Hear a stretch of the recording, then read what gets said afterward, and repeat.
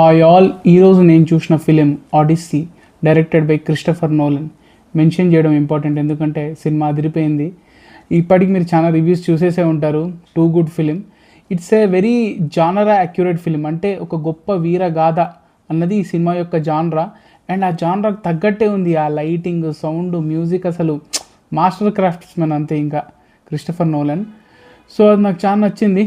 ఇప్పుడు వచ్చేసి కొంచెం స్పాయిలర్ ఫీల్డ్ రివ్యూ, అంటే దానిలో ఈ ఫిలింలో ఉన్న ఫిలాసఫీ గురించి నేను మాట్లాడాలనుకుంటున్నాను, which I was very impressed with. ఎందుకంటే కథ అంటే ఏదో ప్రొడక్షన్ వాల్యూస్, లైటు అదంతా కాదు, బట్ అండర్లయింగ్ మనం ఆడియన్కి ఏం చెప్పాలనుకుంటున్నాం ఓవరాల్ ఆ కాలం నుండి ఈ కాలం వరకు కూడా. ఎందుకంటే మూవీ అన్నది గ్రీక్స్ టైంలో అవుతుంది కాబట్టి, గ్రీక్ మైథాలజీకి సంబంధించింది కాబట్టి, ఆ కాలం నుండి ఈ కాలం వరకు కూడా వాట్ రిమైన్ ద సేమ్, అంటే what was the timeless message ఈ ఫిలిం మనకు కన్వే చేసేది అన్నది నాకు చాలా నచ్చింది. సో మీరు సినిమా చూడకపోతే ఇక్కడితో ఆపేయండి రివ్యూని. సో ఈ సినిమా ఆడిసియస్ అన్న గ్రేట్ కింగ్ యొక్క స్టోరీ. గ్రేట్ ఎందుకంటే ఆయన ఏదో వీరుడు శూరుడు 100 మందిని తలనరికేసిండు అని కాదు. ఇట్స్ ఆయన ఎంత రెస్పాన్సిబుల్ కింగ్ అంటే, ఆయన బోత్ మంచి పని చేసినా చెడు పని చేసినా ఆయన దాన్ని డినే చేయడు, ఆయన దానికి రెస్పాన్సిబిలిటీ తీసుకున్నాడు.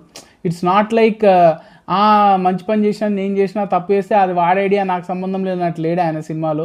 అండ్ నాట్ జస్ట్ అది ఆయన యాక్సెప్ట్ చేయడమే కాదు, దానికి తగ్గ పనిష్మెంట్ కూడా అనుభవిస్తాడు ఫిలింలో.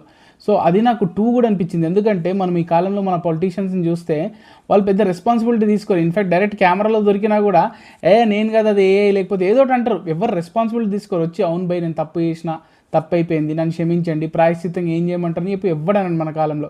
అంతా డినే నేను కాదు వాడు వీడు అని చెప్పి తిరుగుతారు. అట్లాంటిది ఆయన ఆ కాలంలో జ్యూసెస్ లా బ్రేక్ చేసిన అన్న ఆ పశ్చాత్తాపం, అది ఆయన గెలిచాక వచ్చే పశ్చాత్తాపం.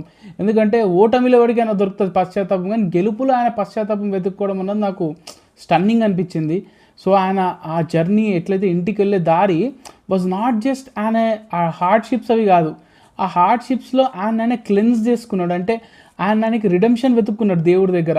That how do I do this. Jews అనే వాళ్ళ మెయిన్ గాడ్ కదా, he kind of prayed to Jews. నేను ఇప్పుడు ఐ డిడ్ ఎ సిన్, ఒక బౌండరీ దాటాను, నేను జూసెస్ లా బ్రేక్ చేశాను, how do I cleanse myself అన్న ఆ అండర్లయింగ్ మెసేజ్ అయితే ఉంటుందో.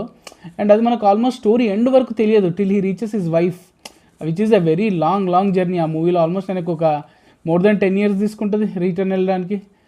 అంతే, I just loved how the way every ఆ కింగ్ యొక్క క్యారెక్టర్ త్రూ విచ్ మనం ఈ స్టోరీ మొత్తాన్ని చూస్తామో, ఆయన ఎంత మారల్లీ అప్రైట్ ఉన్నాడు. And a thing or two that every one of us can learn from in today's society also అనిపించింది.